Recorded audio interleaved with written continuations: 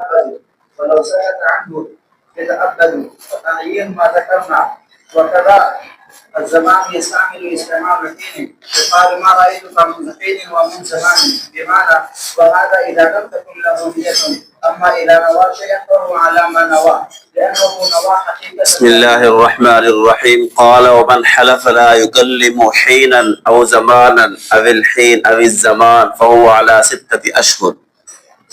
صاحب قدوری نے فرمایا کہ ایک شخص نے قسم اٹھائی کہ وہ ایک حین یا ایک زمان بات نہیں کرے گا. حینن زمانن نکرہ لایا یا معرفہ لایا تو اس سے 6 مہینے مراد ہو گئے، کیونکہ حین جو ہے نا اس سے 3 طرح کے زمانے مراد لیے جا سکتے ہیں. قلیل زمانہ، اس کا اطلاق ایک لمحے پر بھی ہو سکتا ہے. طویل زمانہ، اس کا اطلاق 40 سال پر ہوتا ہے، جیسے اللہ نے فرمایا هل اتى على الانسان حين من الدهر. اور نمبر 3 اس کا اطلاق 6 مہینوں پر ہوتا ہے، جیسے اللہ نے فرمایا تؤتي اكلها كل حين باذن ربها. یہاں حین سے مراد 6 مہینے ہیں.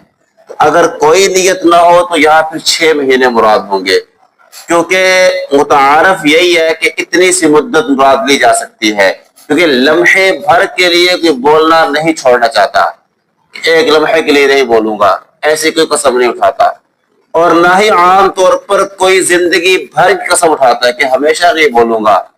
اس لیے 40 سال بھی مراد نہیں ہو سکتے، کیونکہ 40 سال میں تقریباً ہمیشہ زندگی شمار ہوتی ہے. آج کل کے زندگیاں ہیں تقریباً 15 سال کی عمر میں قسم اٹھائے اگر بالغ ہو کر تو 40 اور 55، آج کل اتنی ہی تقریباً عمر ہے اوسط 55-60 کے درمیان بندہ چلا جاتا ہے. تو اس لیے گویا کہ 40 سال دائمی ہمیشہ کی زندگی کی قسم اٹھانا ہے تو یہ بھی کوئی عام طور پر ایسا بھی نہیں چاہتا. تو اس لیے جب وہ حین کا لفظ بولے گا تو اس سے درمیانی مدت یعنی 6 مہینے مراد ہوگی. ٹھیک ہے. اور فرمایا کہ زمان کا بھی یہی حکم ہے جو حین کا ہے، کیونکہ حین اور زمان یہ دونوں ایک معنی میں مستعمل ہوتے ہیں. جیسا کہ ایک آدمی کا ما رأیتک منذ حین و منذ زمان، تو ان کا ایک جو حکم حین کا وہی زمان کا ہے. یہ تب ہے 6 مہینے کی مدت میں پہلے بتا چکا جب کوئی نیت نہ کی ہو. اگر وہ لمحے بھر کی نیت کرتا ہے یا 40 سال کی نیت کرتا ہے تو نیت کا اعتبار ہوگا، کیونکہ ان سب معنی کے اندر بہرحال لفظ حین یا زمان مستعمل تو ہے. اور ایک لفظ دہر، دہر کے بارے میں کیا حکم ہے؟ تو صاحب قدور نے فرمایا صاحب کے نزدیک تو وہی حکم ہے جو حین اور زمان کا ہے، یعنی 6 مہینے بغیر نیت کے. لیکن امام صاحب فرماتے ہیں نہیں، دہر کا مجھے پتہ نہیں ہے اس سے کتنی مدت مراد ہوتی ہے. بہت سوچ و بچار کیا لیکن اس بارے میں کوئی کنفرم اور ٹھوس کوئی مجھے دلیل یا اس پر واضح پیغام نہیں ملا ہے کہ دہر سے کتنی مدت مراد ہو سکتی ہے. اس لیے اس کا حکم حین اور زمان والا امام صاحب فرماتے ہیں نہیں ہوگا. یہ ہم نے جو کہا نا الدہر میں صاحبان فرماتے ہیں یہ حین یا زمان کے معنی میں ہے، امام صاحب فرماتے ہیں لا ادری، یہ تب ہے جب اس کو نکرہ ذکر کیا جائے. لیکن اگر الدہر معرفہ لایا جائے تو پھر کیا ہوگا؟ تو پھر فرمایا اس سے جو ہے بالاتفاق ہمیشہ کا زمانہ مراد ہوگا. اختلاف کب ہے؟ جب دہر کو نکرہ لایا جائے. معرفہ لایا جائے تو پھر دوام والا معنی ہمیشگی والا اس کے اندر مراد ہوگا بالاتفاق. صاحبان کی دلیل، ان کی دلیل یہ ہے کہ وہ کہتے ہیں دیکھو یہ دہر جو ہے نا یہ حین اور زمان کے معنی مستعمل ہوتا ہے. جیسے کہ ما رأیتک منذ حین ما رأیتک منذ دہر، ایسے بولتے ہیں. تو دہر حین کے معنی مستعمل ہے تو لہذا جو حکم حین اور زمان کا وہی حکم دہر کا بھی ہوگا. لیکن امام صاحب فرماتے ہیں نہیں، ایسا نہیں چلنے دیں گے.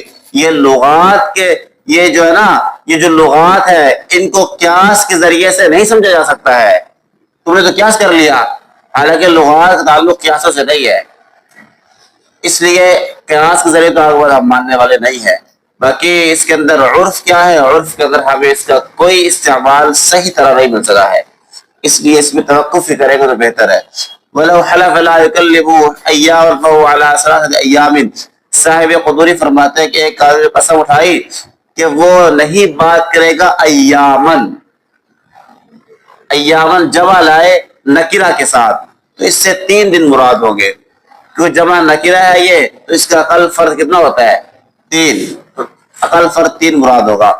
لیکن اگر اس نے جمع لائے معرفہ کے ساتھ لا یکلمہ الایام، پھر کیا ہوگا؟ تو امام صاحب کے نزدیک 10 دن مراد ہوں گے اور صاحبین کے نزدیک 7 دن مراد ہوں گے، ٹھیک ہے۔ ایسے ہی ایک آدمی نے قسم اٹھائی کہ لا یکلمہ الشہور، الشہور جمع لائے معرفہ کے ساتھ، امام صاحب کے نزدیک 10 مہینے اور صاحبین کے نزدیک 12 مہینے مراد ہوں گے۔ صاحبین کا دلیل یہ ہے، وہ کہتے ہیں کہ الایام کی صورت میں 7 دن، الشہور کی صورت میں 12 مہینے۔ دلیل وہ کہتے ہیں یہاں الف لام عہد خارجی کا ہے کہ جہاں جو معہود دن مراد ہے اور معہود 7 ہے، 7 کا پھر تکرار ہوتا ہے، اور مہینے 12 ہے، 10 نہیں ہے، 12 کے بعد تکرار ہوتا ہے۔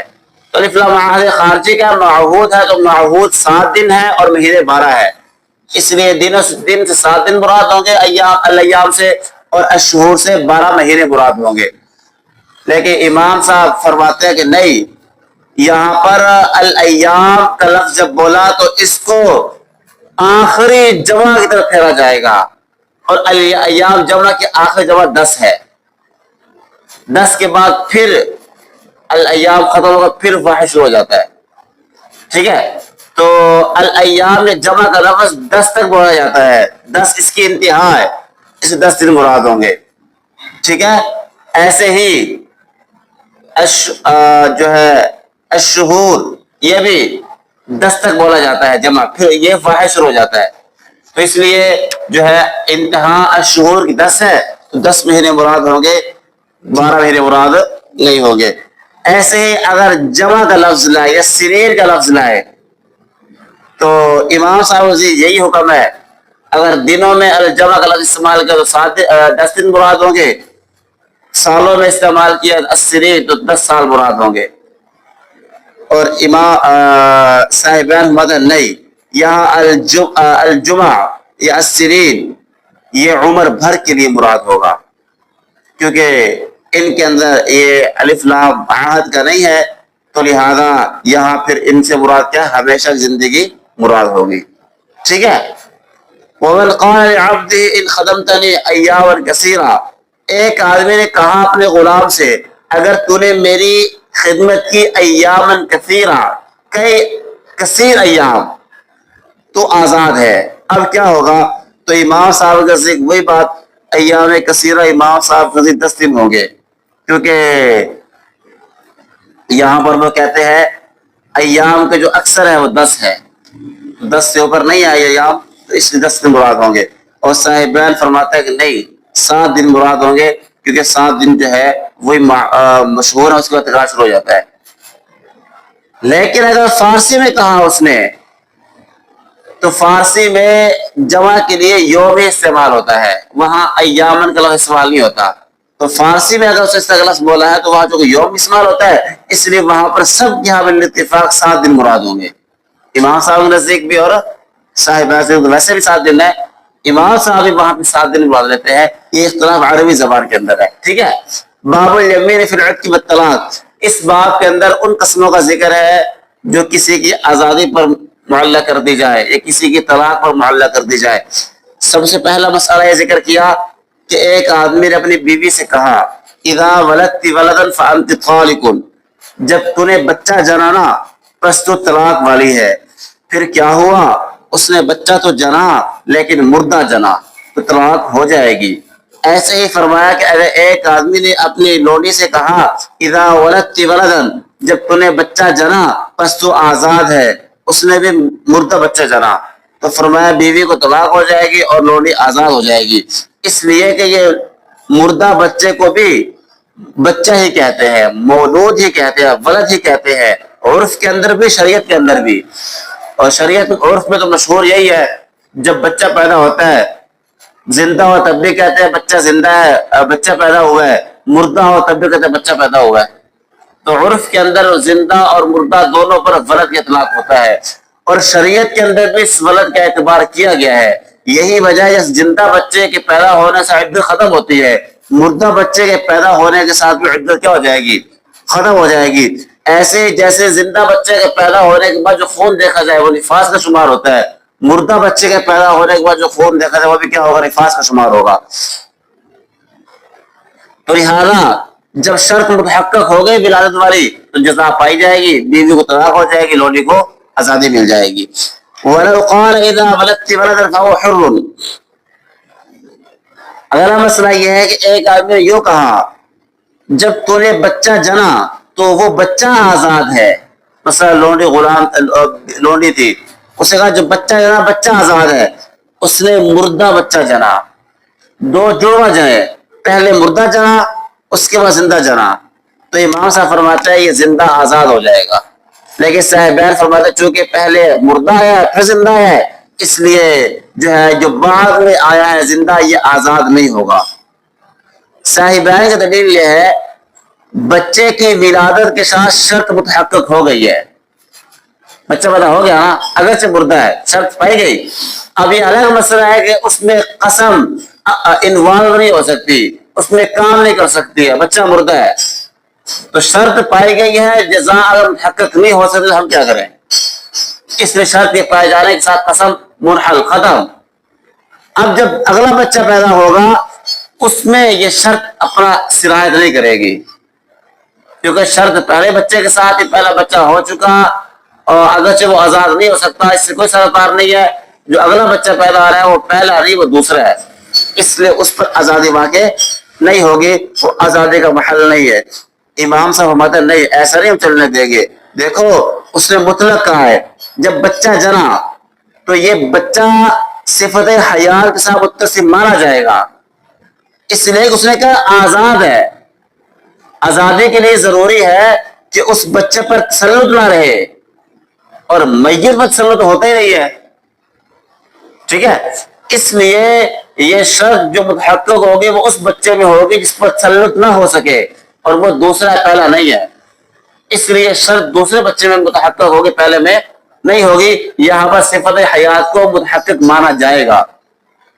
باقی جو پہلا مسئلہ تھا وہاں صفت حیات کو متحقق ماننے کی ضرورت نہیں تھی، وہاں پر زندہ پیدا ہو تب بھی بیوی کو طلاق ہونی تھی، مردہ ہو تب بھی بیوی کو طلاق ہونی ہے، بچہ زندہ پیدا ہو تب بھی لونڈی نے آزاد ہونا ہے، مردہ پیدا تب بھی آزاد ہونا ہے، یہاں صفت حیات کا اعتبار کرنے کی ضرورت نہیں ہے، لیکن اس مسئلہ کے اندر اس کی ہمیں ضرورت تھی، اس لیے یہاں صفت حیات کو متحقق مانا جائے گا۔ یہ بالکل ایسے ہو جائے گا جیسے ایک آدمی کہتا ہے اگر تو نے زندہ بچہ جنا تجھے طلاق ہے، تو جیسے یہاں پر بال اتفاق دوسرے زندہ بچہ جننے کے ساتھ طلاق واقع ہوتی اور بچہ آزاد ہوتا، ایسے ہی یہاں پر اگر پہلے نمبر پہ مردہ جنا پھر زندہ جنا تب بھی زندہ جننے کے بعد بچے کو آزادی حاصل ہوگی، ٹھیک ہے۔ وَلَوْ قَيْدَ قَالَ، ایک آدمی نے کہا اول عبد، پہلا غلام جو میں نے خریدا فَهُوَ حُرٌّ، بس وہ آزاد ہے۔ اب کیا ہوا، اس نے ایک غلام خرید لیا تو آزاد ہو جائے گا، اس لیے کہ اس پہلے غلام پر جو ہے اول کا لفظ بولا جا رہا ہے، ثابت اول کو کہتے ہیں، تو اول ہے وہ آزاد ہو جائے گا۔ لیکن اگر اس نے یوں کہا کہ اگر پہلا غلام میں نے خریدا وہ آزاد ہے، پھر اس نے دو غلام اکٹھے خریدے ایک ہی بیع کے اندر، پھر تیسرا خریدا، کوئی بھی آزاد نہیں ہوگا۔ پہلے دو اس لیے آزاد نہیں ہوں گے کہ ان میں سے کسی میں بھی تفرد اور سبقت نہیں ہے، دونوں اکٹھے آئے ہیں، اور تیسرا اس لیے آزاد نہیں ہوگا اس میں اولیت نہیں ہے، سمجھ میں آ گئی بات، اس لیے کوئی بھی آزاد نہیں ہوگا۔ وَإِنْ قَالَ أَوَّلُ عَبْدٍ، ایک آدمی نے کہا اول غلام جو میں نے خریدا وحدہ اکیلا، پہلا غلام جو میں نے وحدہ اکیلا خریدا بس وہ آزاد ہے، پھر اس نے دو اکٹھے خریدے تو آزاد تو نہیں ہوں گے، پھر تیسرا تنہا خریدا وہ تنہا آزاد ہو جائے گا، کیونکہ یہ لفظ وحدہ جو ہے نا وحدت، یہ وحدت حال کے معنی میں مستعمل ہے، یعنی جب بھی میں اکیلا تنہا غلام خریدوں، وہ چاہے 8ویں نمبر میں جا کے خریدے تنہا یا 100 نمبر میں جا خریدے، جب بھی ایک تنہا غلام خریدے گا وحدت کا معنی تبھی اس میں پایا جائے گا، تو جب بھی ایک تنہا غلام خریدے گا وہ تنہا غلام کیا ہو جائے گا، آزاد ہو جائے گا۔ وَإِنْ قَالَ ایک آدمی نے کہا آخری غلام جو میں خریدوں پس وہ آزاد ہے، آخری غلام جو میں خریدوں کیا ہے؟ آزاد ہے۔ اس نے ایک غلام خریدا اور مر گیا تو یہ غلام آزاد نہیں ہوگا، کیونکہ لاحق کا معنی ہے بعد میں آنے والا، آخر کا معنی ہے جو دوسرے تیسرے نمبر پر آئے، اور یہ تو پہلے نمبر پہ تھا، اس پر آخر کے اطلاق نہیں ہو سکتا ہے، اس لیے یہ غلام آزاد نہیں ہوگا۔ بات سمجھ آ گئی؟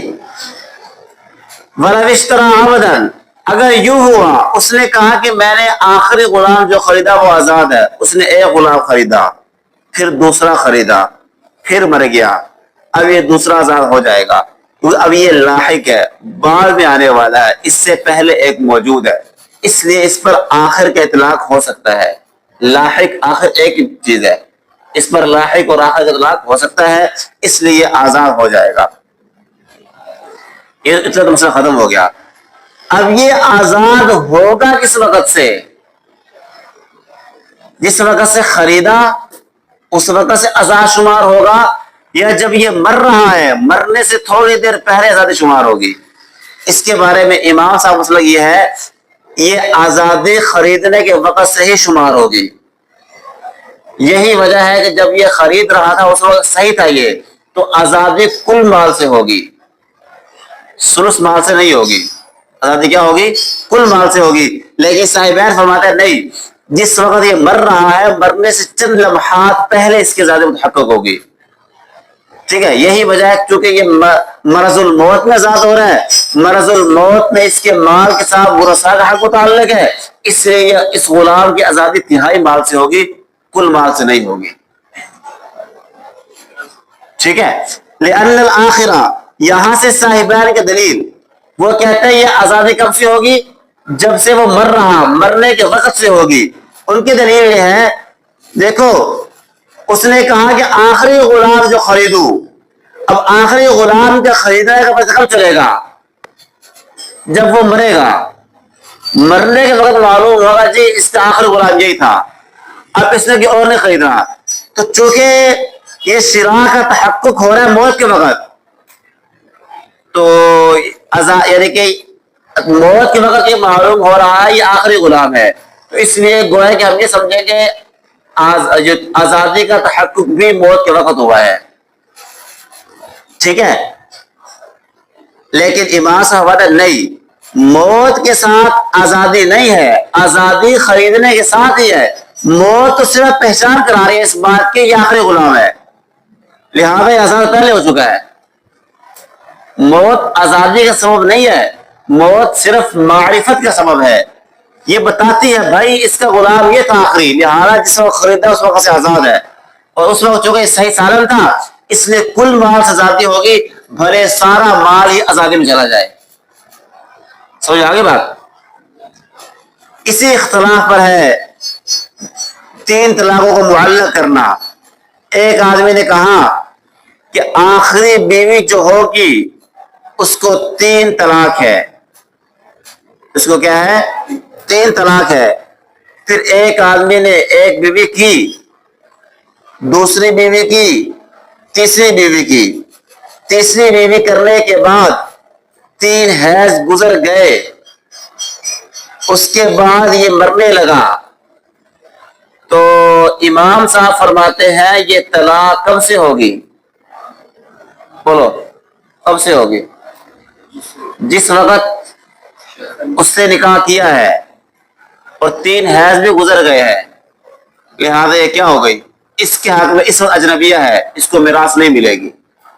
لیکن صاحبان فرماتے ہیں طلاق جو ہے اس کو ہوگی جب وہ مرنے لگے گا، اب پتہ چلا یہ آخری ہے، لہذا طلاق کا تعلق بھی اسی موت کے وقت کے ساتھ ہوگا، اور موت کے وقت اگر وہ طلاق دے دے تو گویا کہ وہ حرمان ارث کرنا چاہتا ہے، تو ہم اس کو میراث سے محروم نہیں کرنے دیں گے، اس کو میراث ملے گی۔ بات سمجھ میں آ گئی؟ امید ہے بات سمجھے ہوں گے۔ ومن قال كل عبد بشر بولادت فلانا، ایک آدمی نے کہا، آقا نے کہا ہر وہ غلام جو مجھے فلانی کے بچے کی ولادت کی خوشخبری دے گا وہ آزاد ہے، اس کو 3 غلاموں نے آ کر یہ کہ بعد یہ خوشخبری دی تو پہلا آزاد ہوگا، کیونکہ بشارت کا مطلب ہے چہرے کی حالت کا متغیر ہونا یا خوشی میں بدل جانا یا خوشی حاصل ہو رہا۔ اب چہرے کی حالت کا بدلنا یا خوشی کا ملنا کب ہوگا؟ جب پہلا آدمی خبر دے گا، اس کے بعد یہ حالت نہیں ہوگی۔ اس لیے چونکہ اس نے خوشخبری کا لفظ بولا ہے، بشارت کا لفظ بولا ہے، اور یہ چہرے کی رنگت کا بدلنا یا خوشی کا حاصل ہونا ہوگا پہلے غلام کی خبر کے ساتھ، اس لیے پہلا غلام آزاد ہوگا، باقی غلام آزاد نہیں ہوں گے۔ ہاں اگر سب نے اکٹھے یکدم سے اکٹھے خبر دی سب آزاد ہو جائیں گے، اس لیے کہ سب کی طرف سے ایک بار کی خوشخبری ملی ہے۔ وَلَوْ قَالَ إِنِ اشْتَرَيْتُ فُلَانًا، ایک آدمی نے کہا اگر میں نے خریدا فلانے کو پس وہ آزاد ہے، پھر کیا ہوا؟ اس نے اس کو خریدا لیکن کفارہ یمین کی نیت کرتے ہوئے، تو یہ آزاد کفارہ یمین سے نہیں ہوگا، ٹھیک ہے؟ کیوں؟ اس لیے کہ کفارہ یمین کی نیت کی ہے بعد میں اور آزادی کی نیت کی ہے پہلے، تو کفارے میں جو ہے ادا ہونے کے لیے ضروری ہے کہ کفارے کی نیت بھی جو ہے نا وہ عتق کی نیت کے ساتھ ہوتی۔ جب عتق کی نیت کر رہا ہے، اگر میں نے خریدا تو وہ آزاد ہے، وہ پہلے ہے، اور کفارے کی نیت کیا ہے؟ بعد میں ہے، تو جو نیت مقدم ہے اس سے آزاد ہونا چاہیے، نہ کہ بعد والی نیت سے۔ اس لیے کفارہ یمین سے یہ ادا نہیں ہوگا، بلکہ کفارے سے ادا نہیں ہوگا یہ، بلکہ وہ جو شرط لگائی تھی کہ اگر میں نے خریدا تو وہ آزاد ہے، تو وہ خالصتاً آزادی میں چلا جائے گا، کفارے سے کفایت نہیں کرے گا۔ کفارے میں کفایت کرنے کے لیے ضروری ہے کہ کفارے کی نیت بھی اس شراء کی نیت کے ساتھ ساتھ ہونی چاہیے تھی، ٹھیک ہے؟ وَإِنِ اشْتَرَىٰ أَبَاهُ يَنْوِي عَنْهُ، ہاں اگر ایک آدمی نے اپنے باپ کو خریدا اور خریدتے ہوئے اس کے ساتھ کفارہ یمین کی نیت کر رہا ہے کہ کفارہ یمین سے ہے، تو ہمارے نزدیک کفارہ یمین سے کفایت کر جائے گا، لیکن امام ظفر اور امام شافعی رحمہ اللہ فرماتے ہیں کہ کفارہ یمین سے کفایت نہیں کرے گا۔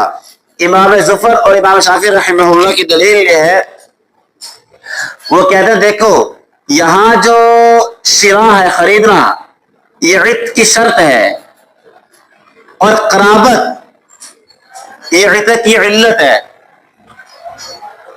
اور شراء اس بات مل کے لیے ہوتا ہے اور عتق ازالہ مل کے لیے ہوتا ہے۔ اب اس بات ملک ازالہ ملک یا اسی طرح شرط عتق یا علت عتق ان میں تضاد ہے، متضاد ہے، چیزیں منافات ہیں، اس لیے اکٹھے نہیں ہو سکتی ہے۔ اس لیے وہ غلام جو ہے قرابت کی وجہ سے آزادی میں چلا جائے گا، وہ کفارے سے کفایت نہیں کرے گا۔ یہ ہے امام ظفر اور شافعی کی دلیل۔ لیکن ہم کہتے ہیں دیکھو یہاں جو ہے قرابت خریدار یہ جو ہے نا قریب خریداری آزادی کے بالکل اٹیچ ہے، متصل ہے، خریداری آزادی سے الگ نہیں ہے، خریداری اور آزادی شے واحد ہے، جو ہی خریداری ہوگی ساتھ مل کر آزادی آئے گی، اس لیے آزادی اور خریداری ایک چیز ہے۔ جب ایک چیز ہے لہٰذا کفارے سے نیت کرنے میں کوئی حرج نہیں ہے، اس لیے کفارے سے نیت کرے گا تو کفارے سے کفایت کر جائے گا۔ باقی یہ خریداری اور آزادی ایک شے ہے، اس پر دلیل یہ ہے کہ حضور صلی اللہ علیہ وسلم کہ آدمی اپنے والد کے ساتھ اس سے بڑے کوئی نہیں کر سکتا کہ وہ اس کو خریدے پس وہ اس کو خریدے پس وہ آزاد کر دے اس کو۔ دیکھو یہاں پر لفظ شراء کو آزادی کہا گیا ہے، تو شراء اور آزادی شے واحد ہے، ان میں فرق نہیں ہے۔ جب فرق نہیں ہے تو لہٰذا اس میں آزادی ہوتے ہوئے ساتھ اگر وہ نیت کر لے عتق کفارے کی تو کفارے کی نیت بھی کیا ہو جائے گی؟ معتبر مانی جائے گی۔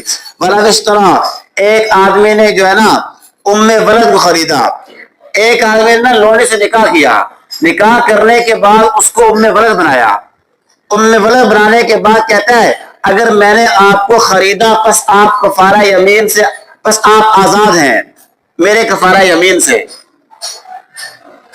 پہلے کیا ام ولد بنایا ہوا ہے، پھر کیا کہتا ہے اگر میں نے خریدا تو میرے کفارہ یمین صاحب کیا ہے؟ آزاد ہے۔ تو اس نے خریدا، آزاد تو ہو جائے گی لیکن کفارہ یمین سے نہیں، بلکہ ام ولد ہونے کی وجہ سے، کیونکہ اس نے ام ولد ہونے کی وجہ سے ویسے ہی آزاد ہونا تھا، اس نے خرید لیا تو آزاد ہو گئی، جبکہ کفارہ یمین کے لیے ایسے غلام یا لونڈی کا ہونا چاہیے جس میں آزادی برائے کفارہ ہو، اس میں کوئی اور جہت آزادی کی نہیں ہونی چاہیے، یعنی جس میں خالص کامل رقیت ہو اور صرف کفارے میں آزاد کی جا رہی ہو۔ اور یہاں پر یہ جو لونڈی اس نے خریدی ہے صرف کفارے کے میں آزاد نہیں ہو رہی، کفارے کی نیت نہ بھی کرتا اسے تب بھی آزاد ہونا تھا ام ولد ہونے کی وجہ سے، تو چونکہ اس کی آزادی کفارے میں کامل درجے کی پھر نہیں رہے گی، جبکہ کفارے کے لیے ضروری ہے کہ کامل رقیت والا غلام ہونا چاہیے یا لونڈی ہونی چاہیے۔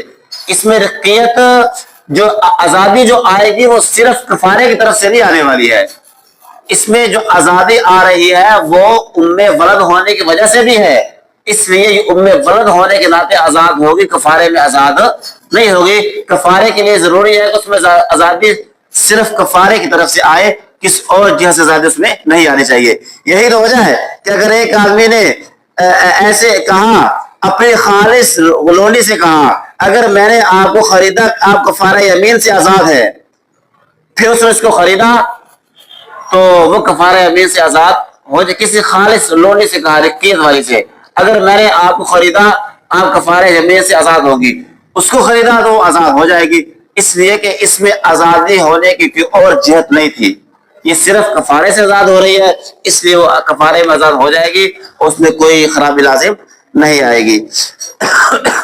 وَلَوْ قَالَ إِنْ تَسَرَّيْتُ جَارِيَةً، ایک آدمی نے کہا اگر میں نے جمع کیا، یہ جمع کے معنی میں ہے، لونڈی سے پس وہ آزاد ہے، اس کی ملک میں ایک لونڈی تھی اس سے جمع کر لے تو وہ آزاد ہو جائے گی، کیونکہ یمین جو ہے نا ہر لونڈی کے حق میں منعقد ہوئی جس پر اس کی ملکیت ہو، کیونکہ جاریہ مطلق ہے نا، نکرہ ہے، تو جو لونڈی بھی اس کی ملک میں ہوگی اس سے وطی کرے گا کیا ہو جائے گی، وہ آزاد ہو جائے گی، اس لیے جو اس کی ملک میں ہوتی ہے اس سے وطی کر لی ہے لہذا آزاد ہو جائے گی۔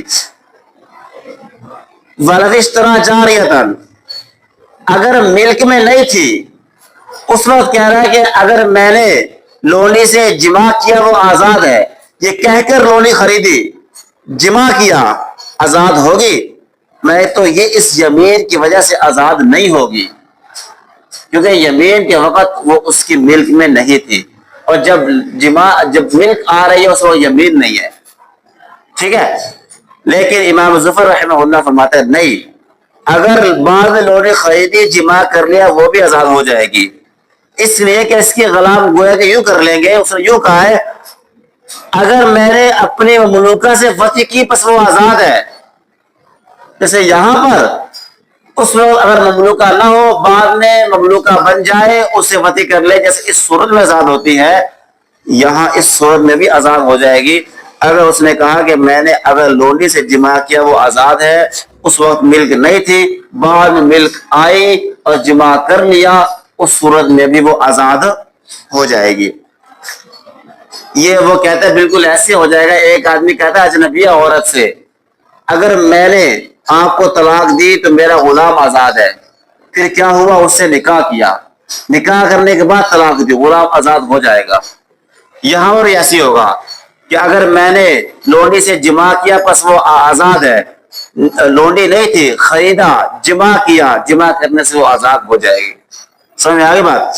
والناس ہم حناف کی دلیل ہم کہتے ہیں یہاں آپ نے جو کہا کہ ان تسریت جاریتن، اگر میں نے لونڈی سے جمع کیا پس وہ آزاد ہے، اے امام ظفر آپ نے کہا یہاں ملک کو اقتضاء مقدر مانا جائے گا، گویا کہ اس نے یوں کہا اگر میں مالک ہوا کسی لونڈی کا اور میں نے جمع کر لیا وہ آزاد ہے، آپ نے ملک کو مقدر مانا ہے، ہم بھی مانتے ہیں مقدر لیکن بقدر ضرورت، اور یہ ضرورت پوری ہو جاتی ہے صرف شرط کے اندر ملک کو مقدر ماننے سے، جزا کے اندر ملک کو مقدر ماننے کی ضرورت نہیں ہے۔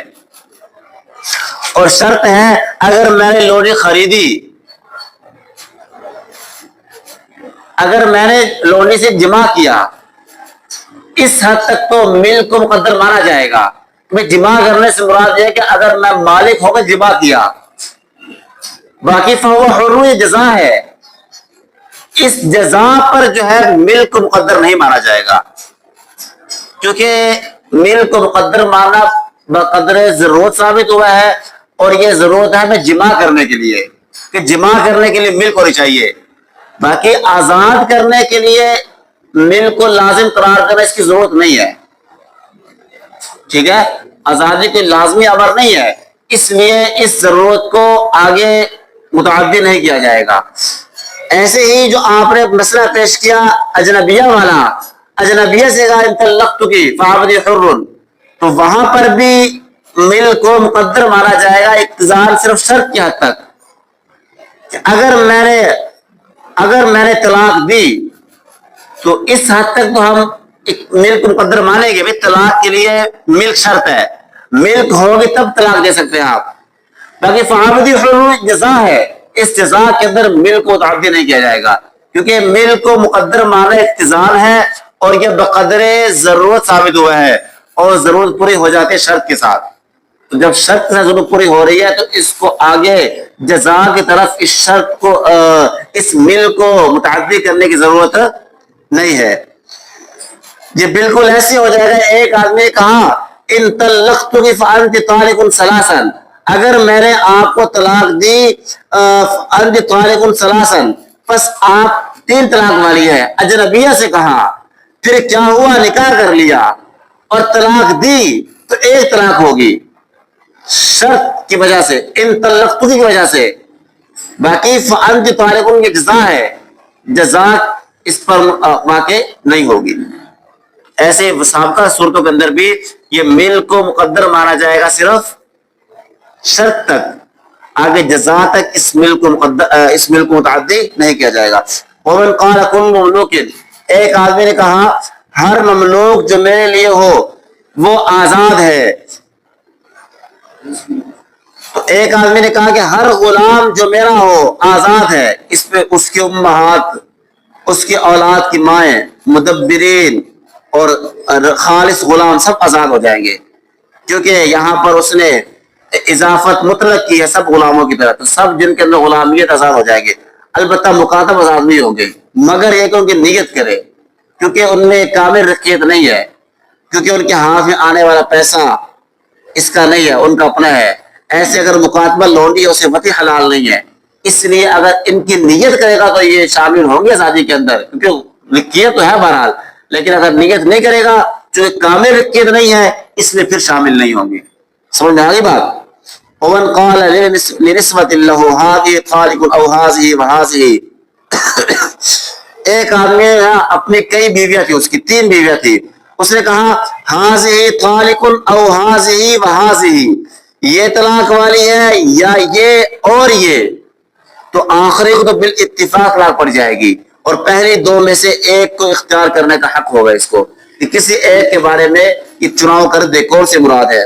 اس لیے کریمہ او جو ہے 2 میں سے ایک کو ثابت کرنے کے لیے آتا ہے، اس نے پہلے 2 میں او کو شامل کیا ہے تو اس میں کوئی ایک مراد ہوگی، اور آخری پر عطف ڈالا ہے اور عطف شرکت کے لیے آتا ہے، اس لیے آخری جو کنفرم طلاق والی ہے پہلی 2 میں سے ایک کو اختیار دیا جائے گا۔